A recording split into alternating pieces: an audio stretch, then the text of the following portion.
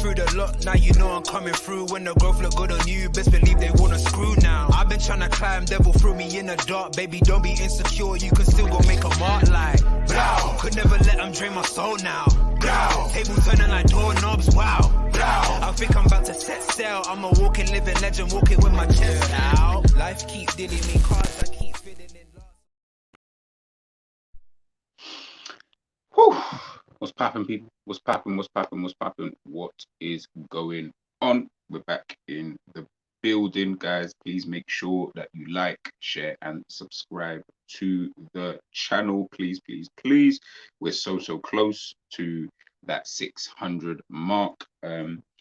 So pick up everybody, of course, who's obviously already subscribed to the channel. And again, if you are new, I hope you are obviously enjoying the content you guys can see. Scout watches, player watches, taking a deeper dive into certain things, tactical players, taking an even deeper dive, sometimes than the analysis just given, straight off the back, looking at various different players you guys know already.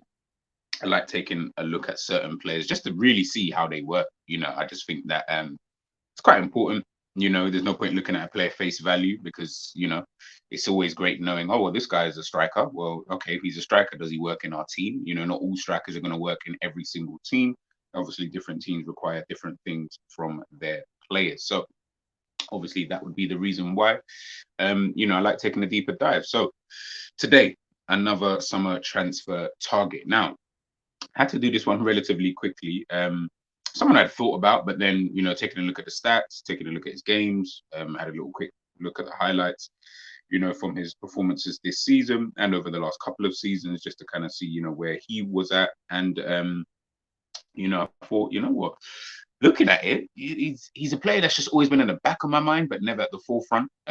Never really someone that I was like, oh, we need to get this kind of player. But he's definitely a player I think we should add to the list, and that is Ajax Edson Alvarez. Now, the defensive midfielder had a really, really good season last season, the 22-23 season for Ajax.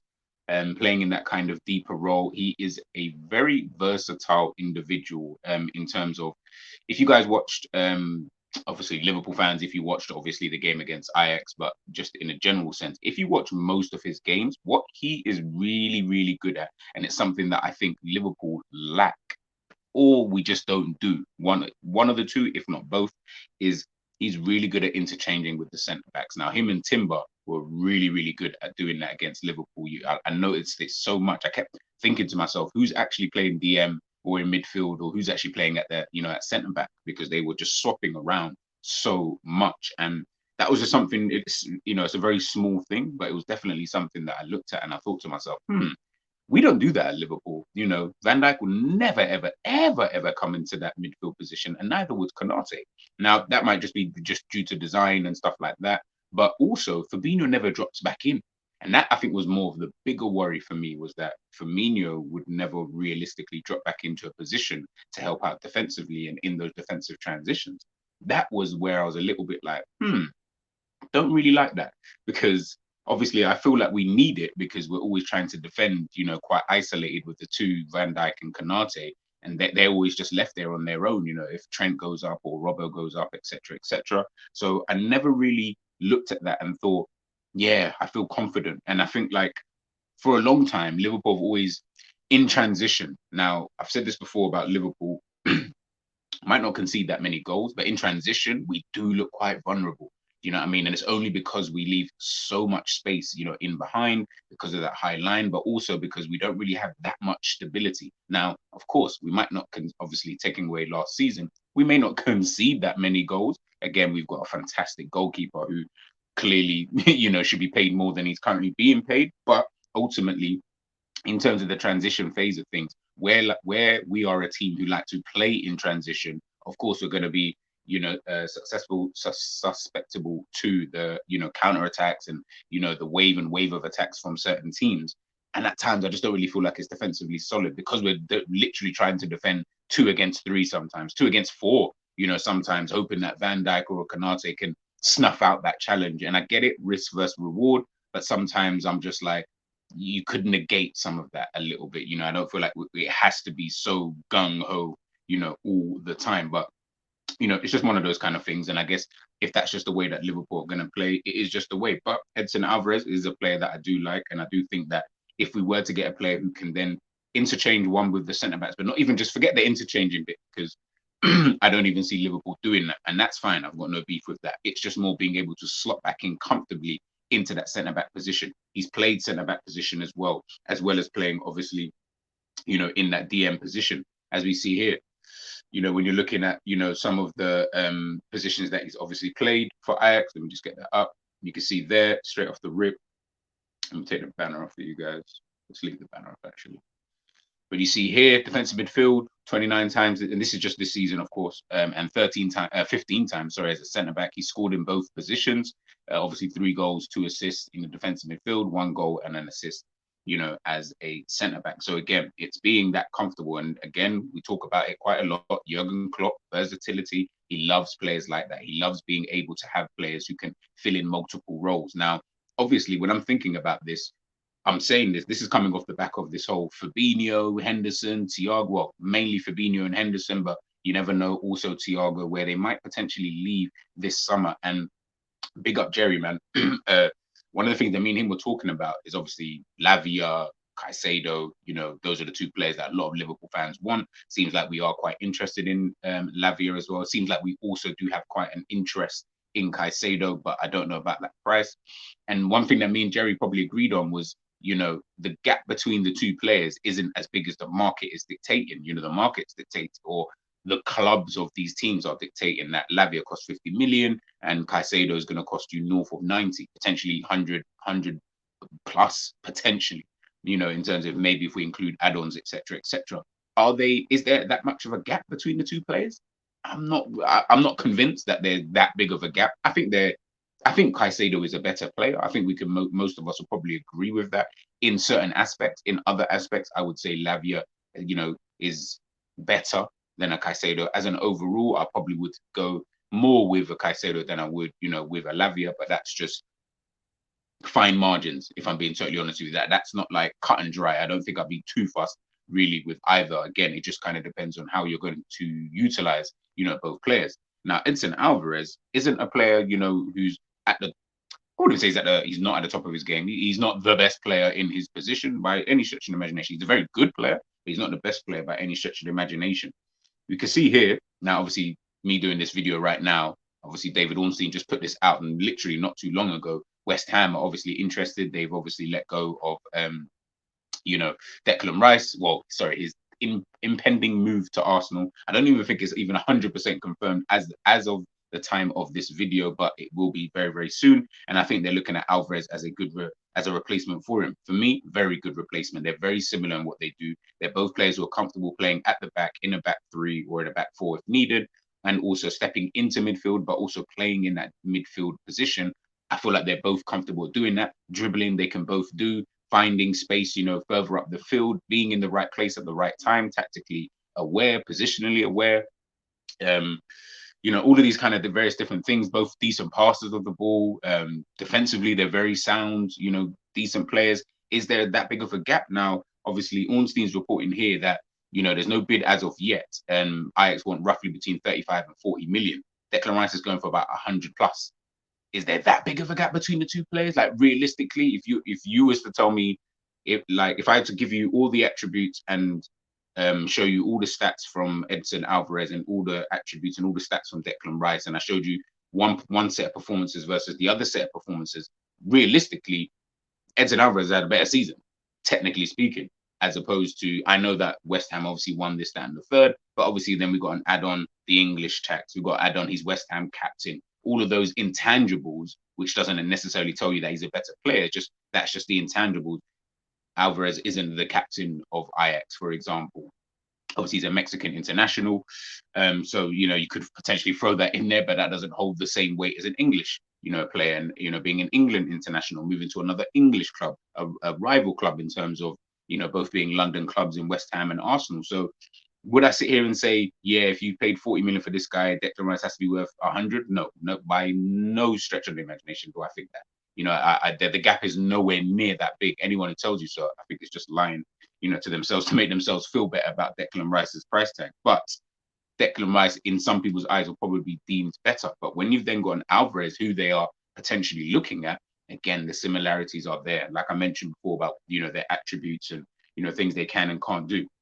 They're also two players who cover ground a lot. You can see here, look at Alvarez's, heat map, covers a lot of ground, something that I don't even think Fabinho would be doing in his heyday.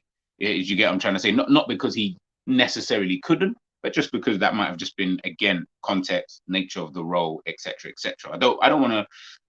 It's so difficult. One, again, another thing that me and Jerry were speaking about. It's so difficult comparing players because sometimes, not even sometimes, every time you compare a player, you have to use the context of that individual in terms of what team do they play for, what style of football do they then play, etc., etc. What style of football do you then play when you're then trying to compare him to the player that you may want to replace him with, or with the player who's already in that position? Hence why you got to compare Curtis Jones with a, McAllister as an example, or Jordan Henderson with a Szoboszlai, for example. Yes, they might have done different roles, so to speak, for their respective clubs, Liverpool and RB Leipzig in Szoboszlai's case. But ultimately, if he's coming in to do the Jordan Henderson role, we've got to see what he can do. When I then look at Fabinho and things like that, I've then got to see, is Fabinho able to cover this kind of ground now? This is what I'm looking at. If we looked at Fabinho today, Alvarez is 25 years of age, so it's not as if like he's going down the hill or anything like that. Is Fabinho going to be able to cover this kind of ground? And listen, even if Klopp doesn't want him to be able to cover that kind of ground, can he even just cover that kind of ground if we needed it in a game, for example? That's where I then, look at, a Fabinho and think to myself, maybe not. Again, I'm not advocating for him to leave. I'm like, I said this on the shows, a couple of show I did yesterday. I'm not bothered either way. Keep him, all right, cool. But he's still got. Then we just still need a backup to him. That's probably where your Lavia is then come into place. Get rid of him. You're gonna need to find a replacement for him, as well as having that backup who can then play. If that player isn't playing too well. I'm then just trying to look at the type of defensive midfielder slash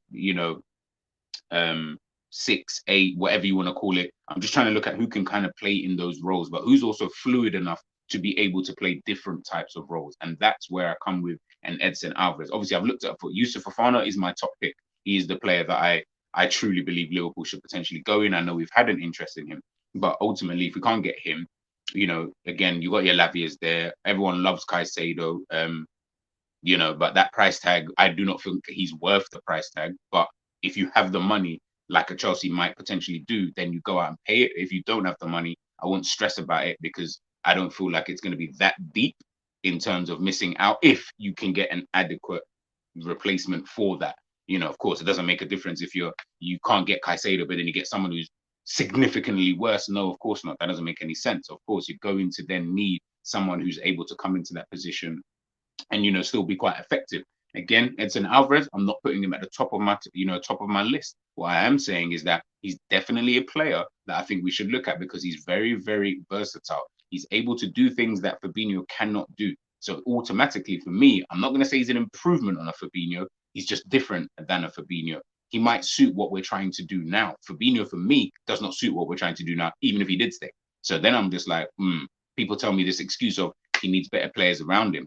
I don't buy all of that stuff, to be super honest with you. I feel like that helps in a sense, but are you good at what you're even supposed to be doing? You shouldn't need others to be able to do your job. Everyone on the pitch should be doing their own job. That doesn't make any sense. That's like saying if a goalkeeper doesn't make a save, he must then blame everybody else on the pitch. Well, he's not going to blame the striker because he didn't save that shot at the near post. That doesn't make any sense. His job is to save the ball. Why would he then be looking at, well, this guy didn't close him down, so when that shot finally came in 2 minutes later no, it doesn't make any sense, man. It doesn't really work like that. Like, you do your job first. Of course, in certain phases of play, if a player gives you a misplaced pass, then you don't get there, of course. But we're not talking about that with Fabinho. We're talking about a player who was being run around for fun. That had zero to do with anybody else. That didn't need anybody else at all in the entire team other than just him to just be able to not be a cone almost, which is what people are calling him. And to be honest, that's how he's performing for most of the season. So I find that kind of argument a little bit difficult at times. It can work obviously in certain cases, but at times I'm just like, it doesn't really make sense because then we will just be blaming everybody for everything. Do you get what I'm trying to say? Sometimes let's just look at the root cause. We got Kurtz. Do you get what I'm saying? So, it is one of those kind of things. But if we're looking here, we'll take a look at the stats actually before we get into, both of these two players.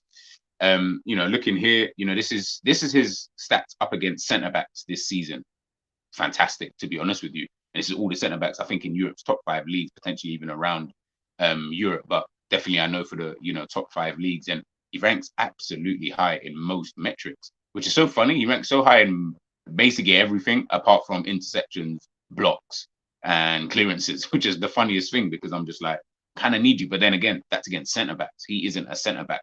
He's a player who can play centre back. He is actually a defensive midfielder / midfielder, but defensive midfielder, able to play in that 6 lone or in a double pivot kind of thing. So the interceptions, yes, I would like that to be higher. Blocks, I would like that to be higher. Clearances, I would like that to be higher. But then that's coming up against centre backs. Everything else against, with all the centre backs being able to, again, he's someone who can bring the ball out. He's good at passing, good at receiving passes, touches, progressive carries, all of that stuff you guys can see on the screen for yourself. Absolutely smashes it, when it comes to, up against, up against the other centre backs. Then when we look at when he's with the other midfielders, now look at the stats. So we can see the difference straight away. Look at the bottom stats, guys. Tackles, obviously fantastic anyway. But when we look at the interceptions, when we look at the blocks, when we look at the clearances, he's not a centre back by trade. So again, against other actual centre backs, that's going to be, exactly what, I kind of expect, to kind of see, to be honest with you. But then when we're then putting him up against midfielders, now we're looking at a completely different story. Now it looks completely different. Do you get what I mean? And he's still ranking pretty high in most of these kind of metrics. Again, the progressive carries, progressive passes, it's only really the take-ons I'm looking at. I'm like, that could be better, but he's doing 0.63 a game. I'm not too fussed with that. That's actually pretty good. But then we go down to the tackles, the interceptions, the blocks, the clearances, the aerial duels, aerial duels 1 in games again. So this is him up against other midfielders. So, looking a bit spooky, if I'm being totally honest with you. Does look a little bit spooky. Looking here, obviously, this is just more his possession stats. Again, you guys can obviously find this. You can find all this stuff online, fbrief.com. Touches in defensive third, carries, total carrying distance, ranks really, really high. Progressive carrying distance, really, really good. Passes received, touches in the attacking box, touches defensive third, all really good stats, man. Again, you guys can go check this out really and truly for yourself. This is just more the stat side of things when we're looking, at someone like him. But one thing I did really like was, if you look at his defensive stats, his defensive tackles, his tackles in the defensive third, should I say, ranks really, really high, 1.39 per game. That's 2.47 tackles per game, and he wins, 1.39 of those per 90 minutes. Again, really, really good. Dribblers that he's able to tackle, i.e. players who are dribbling and he's able to tackle them. He's ranking really high at that, something that I do not feel Fabinho is really good at this current moment in time. Again, things can change. We have no idea. We don't really know. So it's hard to really, it is a bit difficult to kind of gauge it, but at the same time, we only have what we have, to kind of go on. And again, you guys can see the rest of the statistics, obviously up on your screen. Pause it if you need to, or whatever. When we look at him against Fabinho, this made for really bad reading, to be honest, in terms of for Fabinho. Again, like I mentioned, he's played 29 times as a defensive midfielder, 15 times which is basically about half of that, as a centre back. I mean, some of the metrics you can say, obviously Liverpool played so poor last season and whatever, but at the end of the day, we've got to judge it how we've got to judge it. Liverpool's supposed to be a team who dominate possession in most games anyway. So I did find this one a little bit, but again, could just be the roles, could just be, in terms of, the roles being asked of both players. But again, need to judge it in some way, shape or form. And you guys can see on your screen, passes attempted, completed, accuracy. Accuracy is pretty close, to be fair, so I'll give him that. Long passes attempted, long pass accuracy, again, pretty close again, but, he's coming out on top. Through balls, passes in opposition half. For a guy who's playing defensive mid / centre back, and he's got more than you who plays defensive mid, fair enough. Again, see that how you want to see that. Forward passes, he dwarfs it regardless. Short passes completed, duels contested, 374 to 253. Tackles made 71, 65, pretty close in that kind of regards. Take-ons, 18, to Fabinho, 7. Yo, man, looking very, very spooky if I'm being super honest with you. Fouls conceded, he's conceding less fouls. Again, this is the guy who's also playing in at centre-back and dropping into centre-back. So, again, take that how you want to take it. Aerial duels, ground duels contested. The aerial duel success, obviously, he's coming out on top. Fabinho's coming out on top. Ground duels contested. They were literally neck and neck, to be honest, which I found very, very interesting, which I found like a good meter to then judge it, that, Alvarez is coming out better in these ground duels than a Fabinho. But again, that is relatively close, So again, we're looking at it and we're thinking to ourselves, people like saying maybe he might not be the best choice. I'm not saying he is the best choice. I'm just saying you got this guy here and he's doing that. We can get this guy who can do this and can probably do a little bit more. I don't know. Do you get what I'm trying to say? Like, if we go here quickly to his style of play, just a few words that they talk about him. What makes Alvarez unique is that despite being a defensive beast, he does not tackle that often. Instead, he blocks the passing lanes to intercept or block the ball. However, he does tackle a lot more in the attacking third, where he knows he can disrupt the opposition's rhythm and escape punishment from the referee. Something that Fabinho, I always see, seems to be lagging behind. He always seems to be a player that's just a second behind, and players are just running around him, and I just don't really like all of that kind of stuff, if I'm being honest with you. The Mexican's main job is to intercept passing lanes and ensure that Ajax are never caught out defensively. For his position, Alvarez is fast and can quickly cover lots of ground, which helps Ajax maintain their shape. He is like the Thomas Muller in the Rumours role, but in midfield rather than attack. Space invader is what they like to call that one. Alvarez is also a player who is a great defender due to his mind and body, his excellent vision, that he rarely makes silly mistakes. In his 3 years in the Eredivisie, he has only made 2 mistakes that have led to goals. That's obviously probably enhanced now in terms of him being at Ajax. But look, I just wanted to quickly show here the positions that he does take up, on the field. We can see here Alvarez is highlighted at the back so this is when, this is last season under Ten Hag, alongside Lisandro Martinez. You can see here, he's slotting into that back line.